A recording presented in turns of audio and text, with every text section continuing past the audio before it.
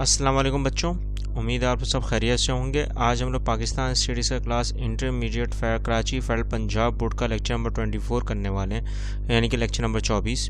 और जो आज का टॉपिक होगा यानी कि वन होगा वो होगा relation between Pakistan and America, यानी कि पाकिस्तान और अमेरिका के माबैन ताल्लुकात।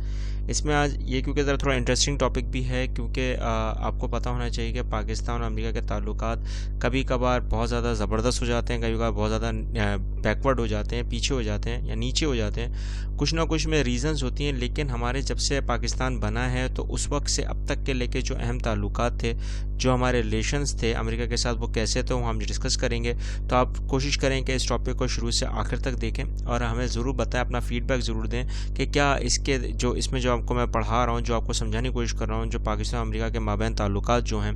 जो इब्तदाई पाकिस्तान से लेके अब तक हैं, वो सही हैं या गलत हैं, या उसमें कोई चीज़ें ऐड करनी चाहिए, वो आप हमें ज़रूर बताएं, ठीक है। लेकिन उससे पहले हमें ये चेक करना है कि हमारा जो प्रीवियस टॉपिक था, लास्ट टॉपिक, उसके हिसाब से अगर देखा जाए तो पाकिस्तान और चाइना के माबैन ताल्लुकात थे। अच्छा, पाकिस्तान और चाइना के जो माबैन ताल्लुकात अब तक हैं, जिसको हम आयरन ब्रदर्स का नाम दे चुके हैं। अगर आपने ये लेक्चर नहीं देखा है तो इस लेक्चर को देखने के बाद अगर कोई चीज़ हमें तो हमारे ज़रूर शेयर करें। आज के हिसाब से अगर टॉपिक को हम देखें, कवर अप करें, तो उसमें सबसे अहम टॉपिक जो पाकिस्तान और अमेरिका के माबैन ताल्लुकात में जो सबसे अहम काविशें आई, वो कायद-ए-आज़म मोहम्मद अली जिन्ना की थी। क्योंकि उस वक्त जो अमेरिका था, क्योंकि वर्ल्ड वॉर 2 से निकल कर आया था, तो उसकी रियासतों में बहुत ज़्यादा इख्तलाफात आ चुके थे। अच्छा, एक बात आपको यहाँ पे कंफर्म करने वाली बात यहाँ पर यह आती है कि अमेरिका जो वो यूनाइटेड स्टेट्स ऑफ अमेरिका, यानी कि वहाँ पे अलग अलग रियासतों ने मिलकर एक ज्वाइनिंग करके बनाया हुआ है क्या, अमेरिका, ठीक है ना। तो और यही मुतासर करने की वजह से एक मोटिवेशन और इंस्पिरेशनल बना पाकिस्तान। क्योंकि आपने अगर नोट करा हो कि पाकिस्तान में फ़र्स्ट टाइम जब अमेरिका के एम्बेसडर आए अपने आइडेंटिफिकेशन और पासिस के साथ कायद-ए-आज़म मोहम्मद जिन्ना से मिलने के 1948 में, तो उन्होंने अपना दोस्ताना जो इन्विटेशन थी वो कबूल करी। यानी कि उन्होंने जो दरख्वास्त थी, जो उनका सबसे अहम जो किरदार था अमेरिका का, वो उसको कबूल किया। लेकिन गुडविल और फ्रेंडशिप के हिसाब से, यानी कि दोस्ताना ताल्लुकात के हिसाब से, जो इंडिपेंडेंट नेशंस थी उस वक्त के हिसाब से यूएन, अच्छा यूएन का जो हम लोग आगे चल के पूरा डिस्कस करेंगे, तो उसमें अमेरिका ने भी बहुत अहम किरदार अदा किया था शुरू में। लेकिन कायद-ए-आज़म मोहम्मद अली जिन्ना पहले जब गए अपने दौरे के हिसाब से यूएन में, तो वो किसके पास गए थे, जापान के पास, बिकॉज ऑफ मॉडर्न टेक्नोलॉजी, ठीक है ना। तो ये अच्छी तरह याद रखिएगा बेटा, क्योंकि यहाँ पर हमने देखना होता है कि देखो मैंने पहले ही लिखा हुआ अपने जुमले कि अमेरिका के इंडिपेंडेंट कंट्री और स्टेट्स थी उस वक्त के हिसाब से, तो हमसे मुतासिर हो रहे थे। क्योंकि कायद-ए-आज़म ने 5 रियासत जो उस वक्त की थी, जो अहम रियासतें थीं बरे सगीर की, उनको मिलाकर एक मुल्क बना दिया था। तो यही इनसे मुतासिर होकर पहले जो एम्बेसडर गए वो कायद-ए-आज़म के पास गए, जैसे ही जब पाकिस्तान आज़ाद हुआ। इसके बाद सबसे अहम मुद्दा जो आता है वो आपने अगर नोट कराओ, तो उसके हिसाब से अगर देखा जाए तो खान लियाकत अली खान जो हमारे first prime minister of Pakistan भी थे, तो वो दौरे पर गए किसके पास, अमेरिका में, ठीक है ना। प्रेसिडेंट ट्रूमैन ने उनको इनवाइट किया था, लेकिन इसी दौरान पहले रशिया ने इनवाइट किया था पाकिस्तान को, लेकिन वो नहीं गए थे। तो हम उसको टॉपिक को डिस्कस करेंगे रशिया में, ठीक है, वो हम उसमें वहाँ पे डिस्कस करेंगे। लेकिन पाकिस्तान के पहले प्राइम मिनिस्टर जो थे खान लियाकत अली खान, उन्होंने अमेरिका विजिट किया 1950 में, ठीक है। और उसी दौरान उन्होंने अपनी स्पीच भी दी और एक्सप्लेन किया कि हमारे क्या हदायफ हैं अमेरिका के साथ पाकिस्तान की तरक्की में, और जो उनके जितनी भी कामयाबी थी, चाहे वो मिलिट्री हो या फाइनेंशियल एड्स हो, उसके मुतालिक सबसे ज़्यादा अहम जो उस वक्त के एग्रीमेंट्स थे वो खान लियाकत अली खान ने किए, किसके साथ, अमेरिका के साथ। और उस वक्त के कौन थे, प्रेसिडेंट ट्रूमैन, ठीक है बेटा। उसके बाद सबसे अहम मुद्दा जो शुरू हुआ वो कश्मीर इशू था, जिसमें आपने देखा हो, आपकी तस्वीरों के सामने आ रहा है कि आपने अगर नोट करो कि एग्रीमेंट माहदे तय हुए 1955 में अमेरिका और पाकिस्तान में, और उसमें प्रेसिडेंट मोहम्मद अय्यूब खान का 5 दिन का ऑफिशियल विजिट था, कब, कैनेडी के साथ। और जुलाई 1961 में कश्मीर इशू को बहस मुबाहिसा में लेकर आ गए। अच्छा, अफगान मिलिट्री ऑपरेशन जो उस वक्त रशिया के साथ हो रहा था, तो उसमें भी तहफ़्फ़ुज़ात के लिए जनरल मोहम्मद अय्यूब खान किसके साथ मिल गए, कैनेडी के साथ। और इंटरनेशनल बॉर्डर जो उस वक्त ड्यूरेंट लाइन थी, जो हमने पहले ही कुछ चैप्टरों में डिस्कस कर चुके हैं, तो उसके माहदे के ऊपर बहुत ज़्यादा बातचीतें शुरू हो गई। अब यहाँ पर ये तो चलो बात समझ में आती है बेटा, लेकिन असल में जो सबसे अहम मुद्दा जो आया, जो सबसे अहम کردار تھا جو واپس سے انویٹیشن ملا کس کو، جنرل ضیاء الحق کو، ٹھیک ہے، 1982 میں، اور یہاں پر بہت زیادہ کمیشن انسٹالمنٹس کی گئیں، F-16 کا ایک معاہدہ آیا بہت بڑا، ٹھیک ہے نا، لیکن انڈیا اور رشیا کے رسپانس میں جو ہمارا ایگریمنٹ سائن ہوا 1983 میں کہ ہمیں F-16 اور بہت زیادہ فائنینشیل ایڈز ملیں گے، اس کے حساب سے امریکہ نے کہیں نہ کہیں پہلے توقعات کا پورا اظہار کیا، لیکن بعد میں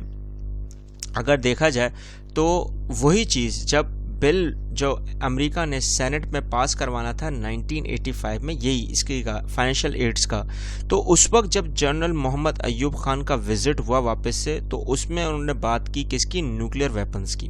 اور یہاں پر جب نیو یارک میں پارٹیسپیٹ کیا 14th ایونیورسری کا، جب یونائیٹڈ نیشنز کے حساب سے جب 1985 میں جب یہ پورا وزٹ ہو رہا تھا، تو اس وقت یہ ڈسکشن شروع ہو گئی تھی نیوکلیئر پاور کی۔ اچھا، نیوکلیئر پاور کی جب ڈسکشن شروع ہوئی تو اس میں کہیں یہ نہیں تھی ریسٹرکشنز کہ کہیں بھی کوئی بھی پاکستان کے اوپر لگائی جائیں گی، لیکن بعد میں لگائی گئیں۔ اب وہ بعد میں کیوں لگائی گئی وہ پوری دنیا کو پتا ہے بیٹا، کیونکہ آپ کو پتا ہونا چاہیے کہ انڈیا نے اس وقت تک کیا کر دیا تھا، نیوکلیئر بم کا تجربہ کر چکے تھے، وہ 1979 میں تجربہ کر چکے تھے اصولاً، کہیں لکھا ہوا ہے 1974 میں انہوں نے بنا لیا تھا اور 1979 میں تجربہ کیا، اور کہیں لکھا ہوا ہے کہ 1974 میں تجربہ کر دیا تھا، 1979 میں امریکہ کو دکھانے کے لیے کہ ان کے پاس نیوکلیئر بم ہے، وہ انہوں نے ایکسپیریمنٹ کر دیا پوکھرا کے مقام پر۔ اب یہ کہیں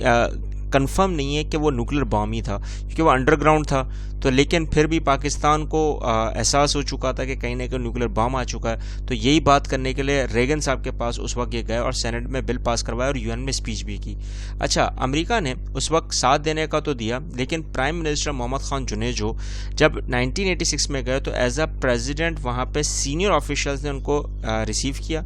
پلس سائن کروائی، ٹرانسفر کروائی سینسیٹیو ٹیکنالوجی۔ جب سینسیٹیو ٹیکنالوجی مطلب سمجھ گئے ہوں گے نیوکلیئر پاور کا ہی بات ہو رہی ہے یہاں پہ، اور ٹیکنالوجیکل اگر دیکھا جائے تو وہ نیوکلیئر پروگرام آغاز کرنے کا، نیوکلیئر پلانٹ کا سب سے اہم معاہدہ بھی یہیں پہ طے ہو گیا۔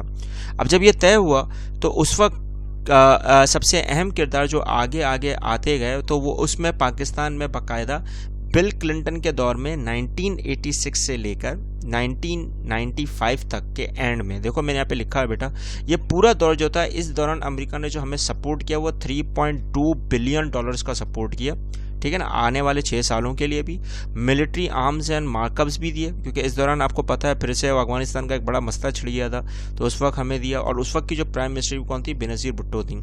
اچھا، 1995 کے اینڈ میں جب سب سے زیادہ جو بہت زیادہ شخصیتیں ابھر کر آ رہی تھیں تو اس میں بینظیر بھٹو تھیں اور بل کلنٹن صاحب تھے، کیونکہ انہی کی دونوں کی موجودگی میں یہ ساری باتیں ہو رہی تھیں۔ اچھا، لیکن اگر دیکھا جائے تو اتنا زیادہ پیسہ آیا لگا کہاں یہ ابھی تک کسی کو نہیں پتا، ٹھیک ہے نا، تو اسی بات پر جب آیا تو اس میں ایک براؤن امینڈمنٹ بل آ گیا تھا بل کلنٹن کے دور میں 26 جون 1996 میں،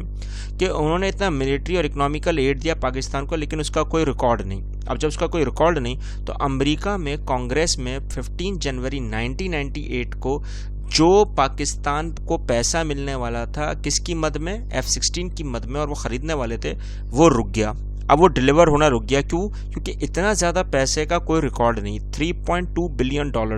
یہ کہاں گئے، کدھر گئے، کہاں لگے، کیا حساب، کیا لگا، کچھ نہیں پتا، تو اسی وجہ سے امریکہ نے اس کو روکا، اور براؤن امینڈمنٹ بل جو آ گیا تھا اسی کے بہاف پر یہاں پہ جتنی باتیں ہوئی وہ شروع ہو گئیں۔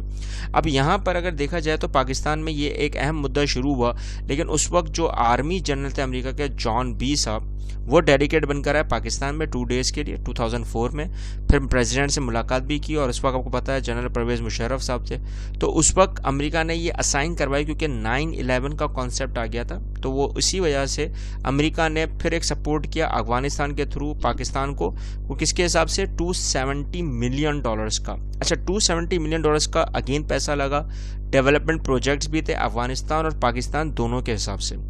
وہ کہاں ہیں، کدھر ہے؟ اگین یہاں پہ امریکہ نے یہ سوال کیا، پیسہ کہاں لگا، کسی کو نہیں پتا، کیونکہ یہ اگر دیکھا جائے تو وہی 9/11 کا جو کانسیپٹ ہے 2001 کا، اسی میں افغانستان کا پر جو اٹیک ہوا،